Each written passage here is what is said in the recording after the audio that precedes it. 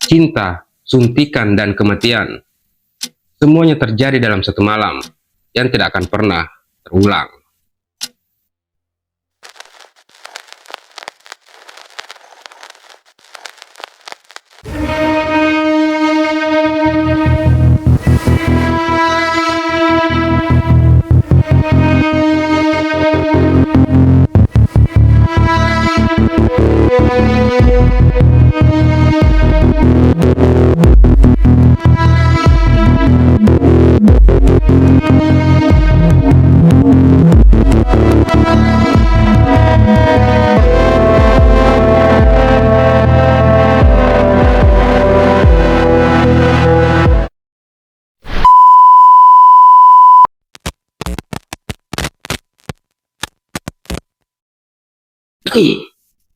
Assalamualaikum para harbonelik yang masih stay di channel ini.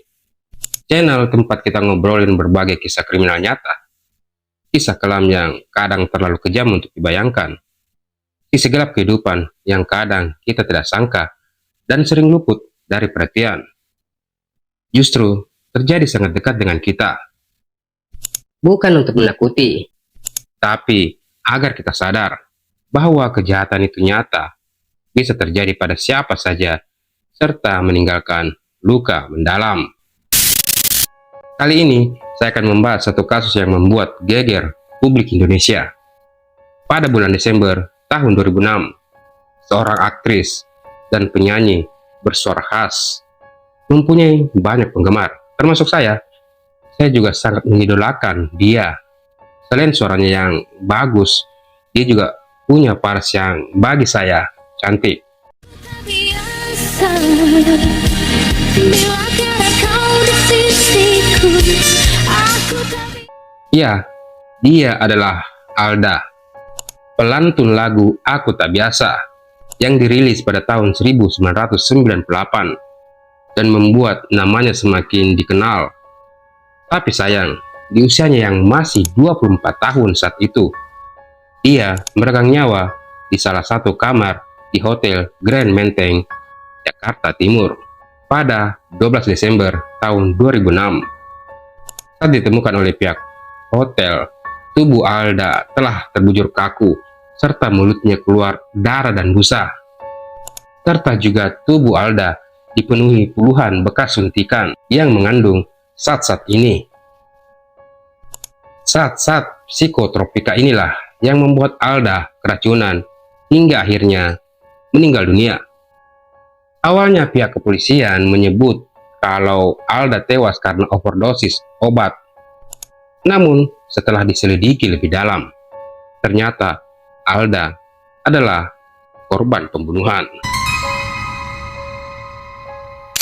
Seluruh penggemarnya sangat sedih telah kehilangan sosok figur yang sangat digemari, dan juga prihatin karena ternyata Alda dibunuh. Yang makin membuat geram publik Indonesia, pembunuhnya orang yang sangat dekat dengan dia. Lalu, siapakah pembunuhnya? Bagaimana pelaku melakukan pembunuhan itu? Dan apakah ada yang membantu pelaku untuk menghilangkan nyawa Alda? Mari kita dengarkan kisahnya.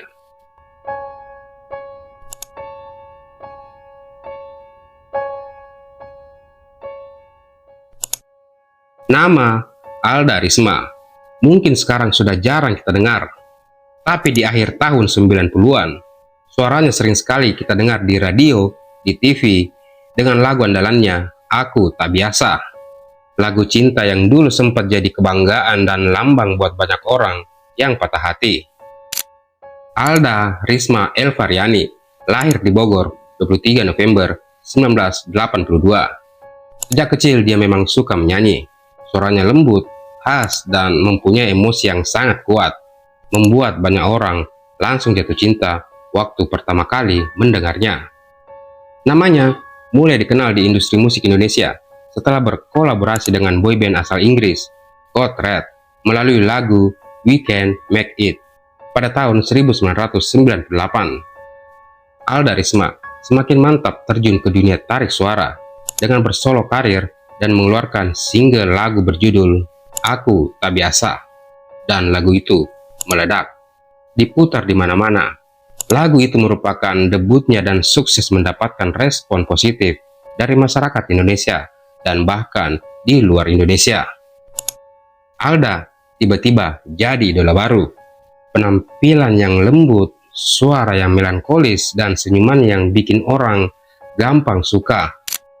Berkat kesuksesannya itu, membawa nama Alda Risma ke Anugerah Musik Indonesia tahun 1998 untuk artis solo wanita pop terbaik untuk single tersebut. Tak berhenti sampai di situ. Pada tahun 2001, Alda Risma mulai menjejaki dunia akting dengan membintangi beberapa judul sinetron. Salah satu judul sinetron yang diperankannya berjudul Kesucian Prasasti. Tapi di balik suara lembutnya itu, ternyata ada kisah yang sangat pahit. Seperti banyak artis lainnya, ketenaran tidak selalu datang bersama kebahagiaan. Setelah beberapa tahun, popularitasnya mulai meredup. Di saat itulah, hidup Alda pelan-pelan berubah. Ia mulai terlihat jarang tampil, jarang di media, dan banyak kabar simpang siur soal kehidupan pribadinya. Beberapa temannya bilang kalau Alda sempat tertekan, ada masalah pribadi, cinta, dan lingkaran pergaulan yang tidak sehat. Disitulah dia mengenal seorang pria bernama Ferry Surya Prakasa, yang ternyata itulah pilihan paling salah dalam hidup Alda. Dan laki-laki itulah yang menjadi bagian paling kelam dalam kisah hidupnya.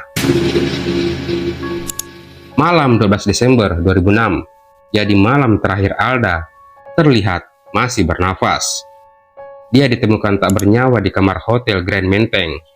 Awalnya dikira overdosis, tapi penyelidikan berkata lain. Di kamar hotel itu ada jarum suntik, bercak darah, dan seseorang yang seharusnya tidak ada di sana. Kasus yang awalnya tampak sederhana berubah jadi salah satu misteri paling kelam di dunia hiburan Indonesia. Malam itu, dia dibunuh oleh kekasihnya sendiri, Ferry Surya Prakasa. Orang yang kelihatan sabar, baik layaknya malaikat, tapi ternyata dialah iblis sebenarnya.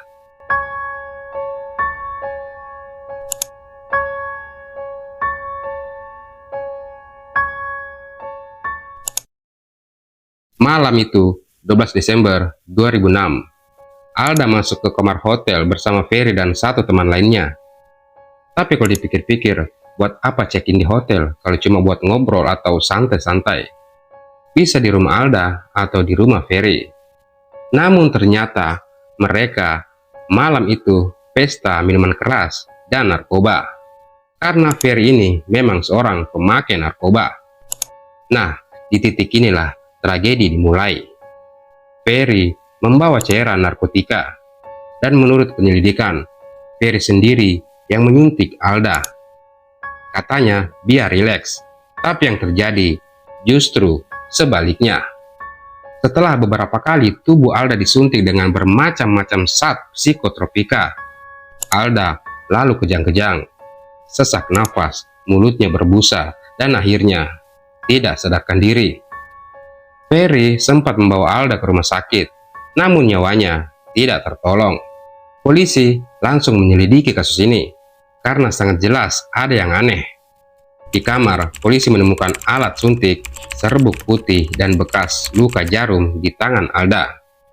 Awalnya dikira overdosis, tapi dari hasil otopsi dokter forensik RSCM dan keterangan saksi, diketahui kalau Alda sengaja disuntik. Pihak kepolisian lalu memburu Ferry, kekasih Alda yang kabur ke luar negeri, yang katanya lagi berobat.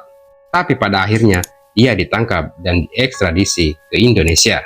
Namun, tidak cuma Ferry, ternyata ada satu nama lain yang ikut serta dalam kasus ini, yaitu Suster Maria Tumulata Media, atau biasa dipanggil Medi. Dia seorang perawat di salah satu klinik yang menjadi pemasok alat suntik dan berbagai cairan yang digunakan Ferry untuk membunuh Alda. Dia tidak ada di TKP waktu kejadian, tapi karena membantu secara tidak langsung, dia akhirnya juga dijerat hukum. Bayangkan orang yang profesinya menyelamatkan nyawa, malah tanpa sadar membantu membunuh orang.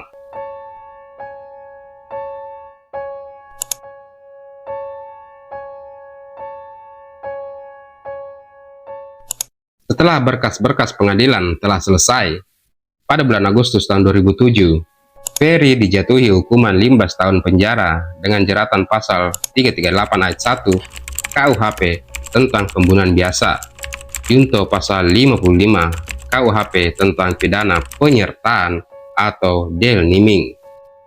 Setelah sebelumnya dijerat dengan pasal 340 KUHP tentang pembunuhan berencana. Namun setelah melakukan permohonan PK atau peninjauan kembali pada bulan Februari tahun 2011, pihak Pengadilan Negeri Jakarta Timur mengabulkan permohonan PK terdakwa dari vonis 15 tahun penjara menjadi 8 tahun penjara. Vonis yang sangat adil bagi mereka. Seorang pembunuh tidak menjalani hukuman penuh, malah dikurangi dan mendapat remisi dengan alasan berkelakuan baik. Di mana keadilan untuk korban dan keluarganya?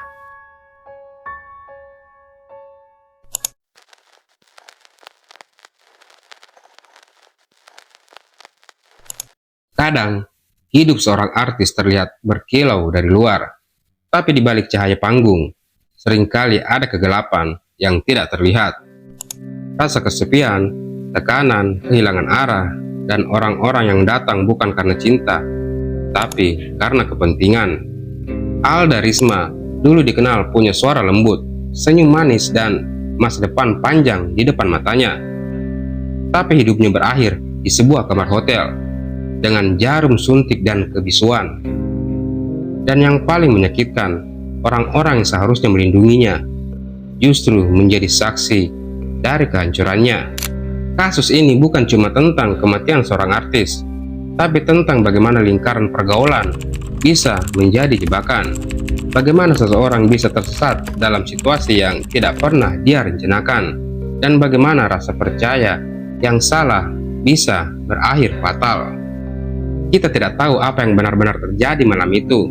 Apakah Alda ingin kabur dari tekanan hidupnya, atau dia hanya korban dari permainan orang-orang yang salah? Tapi satu hal yang jelas, dia pergi sendirian, dalam diam, tanpa sempat membela diri. Dan yang paling lebih kelam lagi, setelah kasus ini berlalu, nama Alda perlahan menghilang dari ingatan publik. Orang-orang lebih sibuk mencari sensasi daripada mencari makna. Padahal di balik berita ini, ada seorang perempuan muda yang cuma ingin didengar, dimengerti, dan diselamatkan.